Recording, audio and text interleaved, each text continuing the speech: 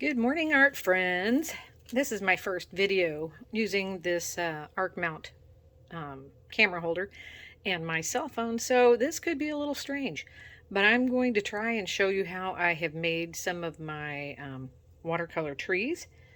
They are examples such as this one, and gosh, I like so many of them, but these come from using various media like the Crayola markers, which are hilarious. Never would have thought of doing that. Originally, I was using some sort of ink, like calligraphy ink, which does a beautiful chromatography, which is where the ink splits and turns into its component colors. And that's how I figured out that this was something you could do for mixed media, watercolor, things like that. I might also try using these core paints, which are very nice. My Daniel Smiths are amazing, but they don't separate like, excuse me, like others. So I'm just going to do a couple of these. I might do another little video with the core later. It's super simple. I taught this to my senior center group last week, and some of the responses were quite hilarious. The first one that I'll be doing here is using some, I think I'll use the Canson XL 90-pound paper because it produces the most interesting effect.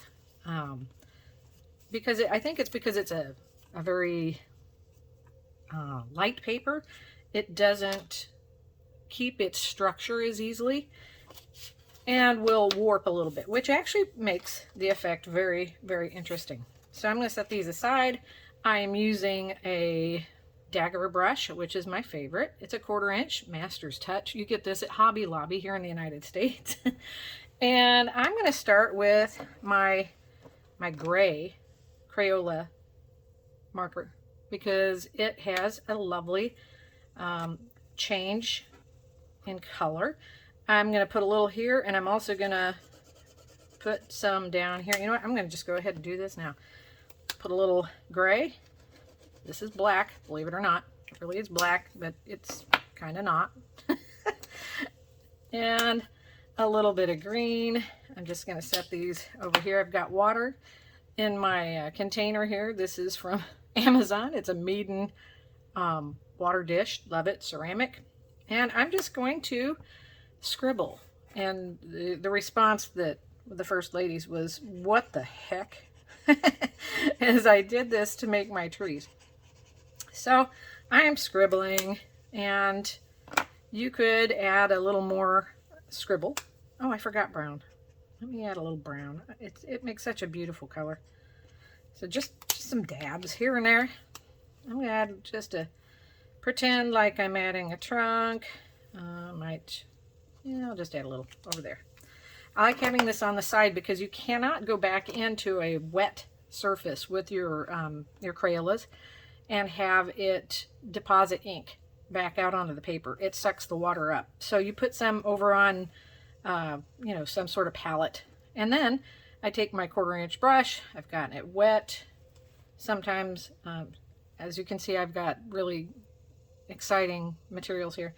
You get it wet. You go in and you just start kind of drawing over the spot. Leave some white spaces because it makes a more interesting tree, and the more water you add, the more the ink, the marker will come up off of the paper, and then you can play with it. You can add some extra little, branches and pine needles, whatever, however you feel like.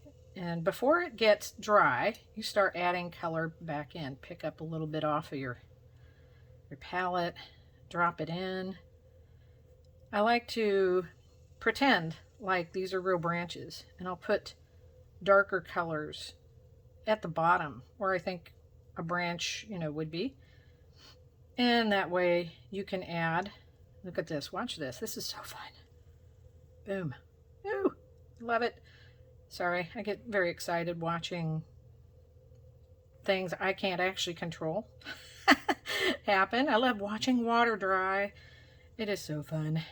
And you know, you just keep adding a little bit, but don't mix it too much. You got to let the ink do its work. Okay, so I'm gonna drop that in, maybe a little bit up here. And I'm gonna wipe this off, clean it a little bit.